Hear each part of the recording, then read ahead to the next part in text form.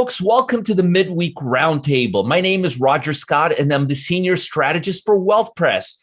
We have our usual co-host. It's Jeff Zenaneri, and he's the Senior Strategist for Joy of the Trade. And we'll give you our contact information if you want to reach us after we are done. Please subscribe to this channel. Please watch our videos.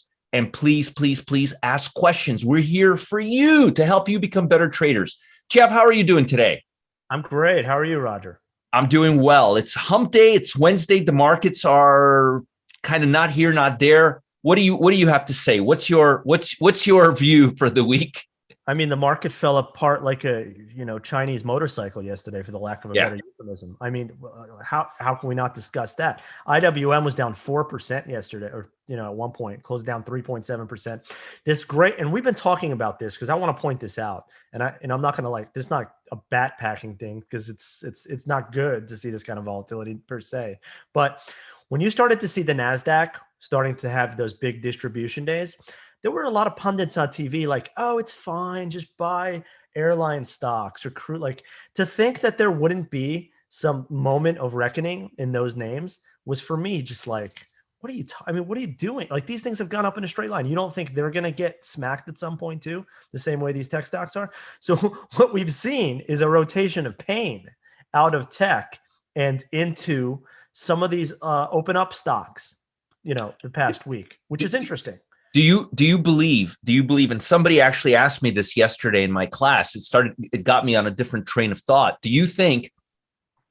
Are you seeing the spillover in the small caps, specifically in the tech stocks? In other words, did this spill from larger cap tech stocks into smaller tech stocks, or do you feel it's broad based on the Russell 2000? I mean, it's broad based in the market, Roger. Oil, and I pointed this out last week too. Oil had an 8% day last week, and then we had a 6% day. When you start to see these intraday moves that are like 2 or 3 standard deviations, I'm talking really geeky math right now, but 2 or 3 times the statistical normal median move, you start to get degrees of move. You start to get this volatility, and this is like, people are looking at this across bonds that started happening in commodities, and then you start to see it you start to see it everywhere, is my point. There's nowhere really to hide, and I've been saying this forever. If you start to get big outsized moves in subsectors in one market, rest assured you're going to have contagion in everything else. So you had airlines almost double digits. You had these cruise lines got whacked. Financials did really poorly. The couple of days before, for a few days, they were down. It's like, you can't have those kind of big, painful moves in one part of the market and not see it in others. Right. There's always going to be some spillage. And also, a lot of people don't realize, and folks, pay attention to what I'm about to tell you. Those NASDAQ 100 stocks, do you think they're not all in the S&P 500? And you don't think a few of them are in the Dow? They're everywhere. They're not speculative anymore. The Amazons, the Hewlett Packards, these are big stocks now. These are huge companies. Facebook is not a $5 stock anymore. It's a FANG stock. So the point is, it is going to spill over. All right. Well, let me ask you this question. In terms of places to be, where should investors be right now, in your opinion? Where are some spots? And I have my own opinions too. I actually did an interesting video this morning on the top ETFs right now, and I'll talk about that. But what's the game plan? So the same way that the some of tech let us down, I think those are going to be the stocks that lead us back out. I think you're going to see pain for a little while. You're going to see a pain in the reopening trade for a little while, in my estimation. So you might want to lighten up exposure to that. If we get a bounce in some of those names, if you're too long some of that stuff, you might have to reconsider how long you're going to be, because invariably we're going to have this reopen. It's going to be amazing. It's going to be awesome. But some of these stocks are priced like to absolute perfection. They need, their business to come back in a way that it wasn't even ever before. So not only do they need like 100% rebound, a lot of these stocks are pricing in 150% rebound in revenues, et cetera, et cetera. So I think like you could be okay in the low hanging fruit, the easy stuff like semiconductors are going to come back online. They're going to have less of a manufacturing glut, and the demand is going to still be there. We saw this big collapse in oil. Why do we see a collapse in oil? And we talk about this all the time, economics, Yeah. because the demand in oil Yes. still isn't there. You Right. can do as much supply constraints as you want to manufacture a price increase, but you have to have the demand side pick up to make it sustainable. So semis has the demand side. They have the demand side because everybody and their mother has Yes. to have five computers in their household now. I agree with you. Right? Plus a lot of this demand now is moving not just into computers and smartphones, but into self-driving, an autonomous car. Yeah. There's more places to put these chips into. Yeah.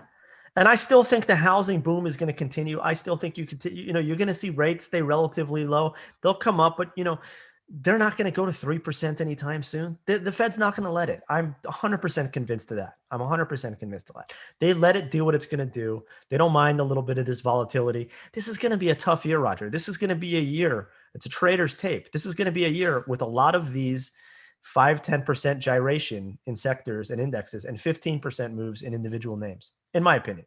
I could be totally wrong. No, I completely agree with you, and I'm looking at very specific sectors. I'm looking at and semiconductors are definitely it. They are not following traditional large cap tech right now. They are in their own little world right now. And you and I have talked about how they have a lot of properties similar to commodities. It's a very commoditized industry, semiconductors. It is, And we've also talked about how none of these oil stocks or things are really going to start moving until not the surplus of money or the stimulus checks are going to come, but when people start working, going back to work. That's the only way you're going to stimulate this economy. I mean, you can put a Band-Aid on it all you want, but you're going to need to put work. Go ahead. People feel powerful. They only feel strong. They only feel like rich when they're earning. Even like, you look at your portfolio and it comes up and you're like, wow, that's done really, the long stuff, like that, the long-term stuff. And you're just like, that's great and all, but I'm going to need that when I'm 60 something. I'm in my like that's long dated money. What makes me feel good is when I'm making money trading, when I'm earning money in my business, and people are all the same. Like you feel like you can spend more, you can make more commitments when your earnings are good. And that has to come back online. But I think we've had a big warning this week that you can't just like rotate and you think you're hedged by owning Bed Bath and Beyond at 40 PE, or or owning a MasterCard at 45 PE. Like that's not hedging. Why do you think the VIX did not react yesterday to the big sell-off that we've had? VIX is weird. VIX has been like it hasn't reacted in either direction. It hasn't gone as low as I thought. Like when remember we were talking about that 20 level, and if it breaks down, consider it never did. So we're in a range. I guess what I'm trying to say is we're in a range in the VIX, and it's kind of like a suppressed range. I know a lot of dealers, at the big investment banks, they like to play the VIX in terms of straddles, and they're either long the straddle or short the straddle, which means they either believe there's going to be a big range on it or a tight one. And when like the industry, as whenever like Wall Street decides that it's going to be like a range on something, they tend to keep it there. They pin it. Yeah, and also keep in mind, and one of the reasons why I think it didn't really move much is because it is a short-term indicator of volatility, and it's not a medium-term or long-term. And I think ultimately the big concern is not because look at where the short-term rates are and look at where the long-term rates are. I think it's more of the forward. Everything is looking forward right now. So I think I'm coming across, Roger, maybe like too like cynical, and I'm not trying to be cynical here. What I'm trying to say is that you need to appropriate. I think longer term we're higher. I think there's too much stimulus. You can't fight that. Yeah. And I even said it, like, I think they're going to keep rates under a cap, to a certain degree, which is also ultra bullish in the long run. But what I'm trying to say is that we're going to have periods of extreme volatility. And it's not maybe going to show up in the VIX, but by volatility, I mean huge range bars in stock. So if people can't stomach a 4%er in an ETF and an 8%er in a stock, they should bring down their size, their exposure a little bit in some of these things, because that's going to be the type of stuff that you're going to be seeing this year. Right. Regularly. before I move into specific sectors with you, let me ask you about the long bond. The long bond, it's the 10-year or the 20-year, doesn't really matter. They're correlated to about a 95th, 97% certainty. True But that. what's your opinion on the trading action on the long bond? Because as you know, and as you and I have talked about, it's very locked into the NASDAQ and the broad market right now. Yeah, everybody, it's the number one chart in the world is everybody's looking at 10-year yield. Like what does Yeah. 10-year yield do? Yeah, like or 20, whatever. They're Yeah. fungible in that regard. But people look at 10-year and 10-year bond is, was over 1.7 and people panicked. And we put out a video last week and I said, remember, I said 1.7 is a really crucial place. And we came off of that. And you saw the tech rebound when we came off of that. So 10 basis points lower from 170 to 160. When you have like a period of an extreme move, sometimes all you need is relief. You don't necessarily need to like come back down to like 130 or something. Right. You just need to stop going up for a few days to make people feel a little bit safer and complacent in some of these tech names. However, what that did was people took stock in their financials and stuff that they were bidding up like 35% in the last 5 weeks or 6 weeks and saying, what do we expect to have happen here? Do we expect the interest rates to go to 2% in April? Or is that going to happen in the next 12 to 24 months? Right. And so when people take stock like that, then they say, well, I don't necessarily need to be buying Goldman Sachs at $340 a share. I don't necessarily need to be buying JP Morgan at $150 a share when it was just $90. You know what I'm saying? Like, right. Cool it. Maybe I can pick off some in the 130s. Right. JPM, which is, a healthy way to look at these things, in my opinion. In my opinion, and this is just my opinion, I think that, and you kind of touched on it very briefly, but you did touch on it. I think the bond market's not really going to show a lot of directional bias. I think, like you said, it's just kind of did its thing, maybe hover up a little bit, but I'm actually seeing a lot of sideways choppiness on the bond market right now. And that's good I think that's that's a bullish thing for the stock market, broadly speaking, because it's kind of like you want this front and center news story that's been like a great disruptor and a volatility creator, a risk off catalyst. You want that to become like a second page news item.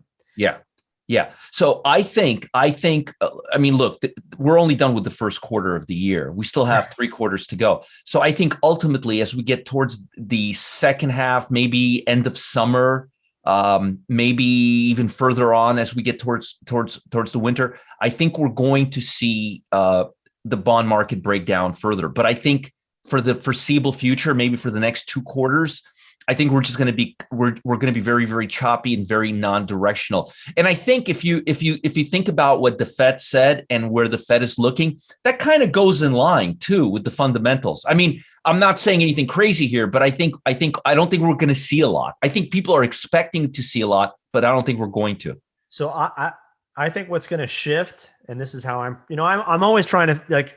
You nailed it. So first of all, good for you. Like very nice, clean explanations for people at home. We're not going to see a lot. Like that's going to become like a less and less of a story because it's going to become less and less of a trade. But the thing is that I'm always looking ahead, I guess, into what's going to be the next big thing so I can, calibrate my strategies and my stuff. And I think what's going to happen is people are going to stop focusing on the minute to minute moves of the yield in the bonds. And they're going to start to they're going to scrutinize economic numbers a lot harder because what we've got is, and I'm looking at actually this week, I think it's the 25th. I think it's tomorrow. We have GDP number tomorrow. Yes, we do. They're going to start. That's going to be you're going to start to see big equity futures moves on GDP, CPI, PPI. Unemployment has been a big thing, but I think you're going to start to see the manufacturing numbers, the inflation numbers, and the GDP numbers have huge reactions in the market. I want to see a first couple of batches of it to see exactly what happens. I don't want to get ahead of it and say, well, if the GDP is strong in the market, I don't know. So let's see what happens. But what I do know is it's going to be the first big set of economic numbers post Powell's Fed speech, where he gave us exactly what he forecasts everything to be every quarter on every number. And boy, does he love to forecast.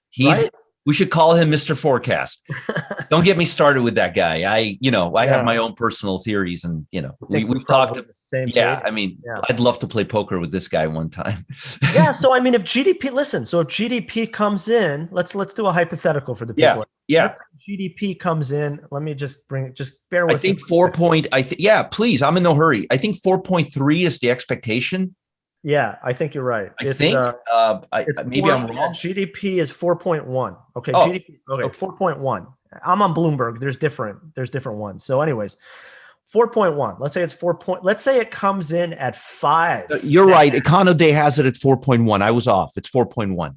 Yeah, it's cool. It's from 4 to 4.4, and the consensus is 4.1. So I was overly bullish. So yeah, go ahead. Sorry. Yeah, it was close enough. But anyways, let's say this thing comes in at 5.5. Okay. They've been crazy wrong on a lot of these forecast economists. So let's say this thing comes in at 5.5. Is that going to make long bond yields explode? Probably. That would be devastating for the stock market, right? Yeah. If it comes in at 3%, what do you do there? Because then the reopen trade, maybe the economy is not reopening the way it's supposed to be reopening, so it's lagging. But then interest rates are going to be kind of subdued, meaning there's probably not inflation. So it's a lot to wrap your mind around. Yes. But do you see how he's moved the pressure off of him and interest rate decisions onto the actual economy? Well, he's actually used the word inflation for the first time. He's actually acknowledged it. He actually said, before that, what inflation? What inflation? No, he actually used the word inflation this time last week. So I got to give him that. He didn't really get into it, but he's like, we could see some inflationary pressure. At least he acknowledged it's a possibility. Yeah. But I think you and I are on the same page. And yes, I do believe the fundamentals are going to start coming into play right now. Look, the next earnings quarter is going to be the first quarter the companies are supposed to or expected to kind of stand on their own 2 feet. So yeah, the fundamentals, the manufacturing, the industrial production, we got to see if there's inflationary pressures out on the globe right now. Yeah, this is good. But I think we both agree that the bond market's just, I'm not really expecting anything from it in the next couple. It's a crazy move, Roger. It moved from 80 basis points to 100 at one point, 170. So from 0.8% to 1.7% in a couple of months, it's almost unheard of. I think hurry up and wait right now is the. All right. Well, let's talk about sectors. I know you only have a few minutes left. Let's talk about sectors where and you've kind of touched on it, and I want to talk about a couple of sectors. Before I let me just tell you what I'm looking at right now. Yeah, you tell me. Yeah. So I'm looking at 2 things. I'm looking at the communication services ETF right now. Interesting. Ticker symbol is EWCO. Okay. And it has a lot of the stocks that are moving, like Viacom. It has the Walt Disney. It's an interesting ETF. It's got a bunch of FANG, but it also have a bunch of broad exposure. And the stock made an all-time high. I mean, the ETF made an all-time high yesterday, and it's number 1 on my relative strength list right now in terms of strength.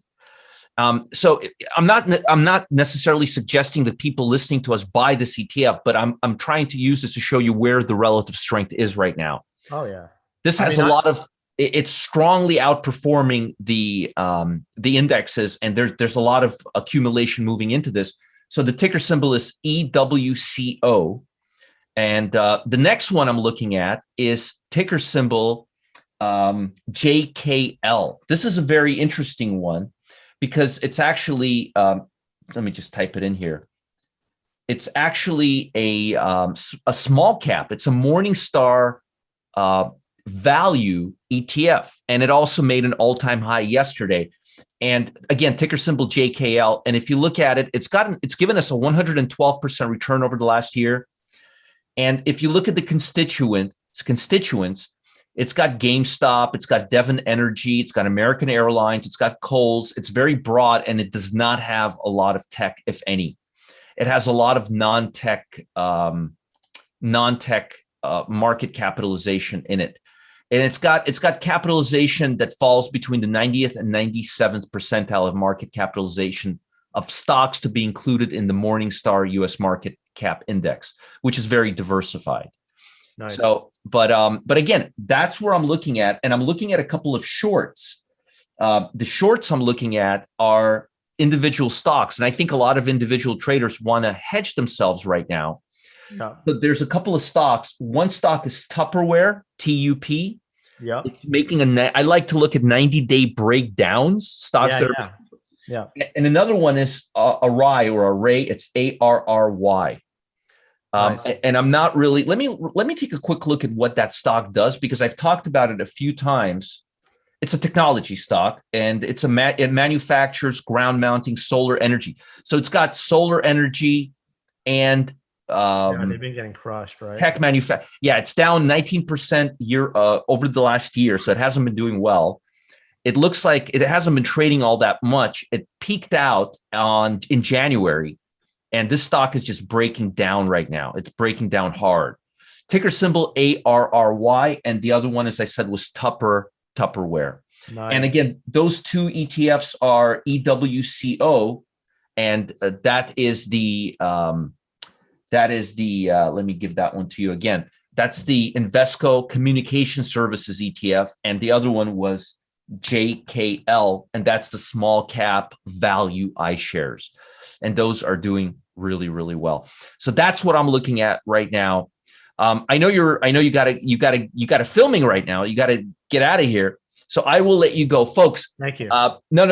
I know you got to run. Plus, we offer so much value, Jeff, on a weekly basis that it's ridiculous.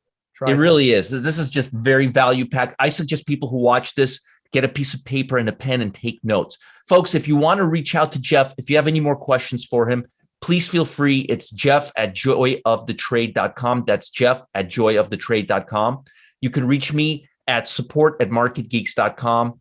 Neither of us bite, and please feel free to ask questions. Jeff, you have a wonderful, wonderful remainder of the week. Good luck filming, and I will talk to you later on in the week. Thank you. Bye, Rob. everyone. Take it easy, my friend. Bye. Take care. Take care.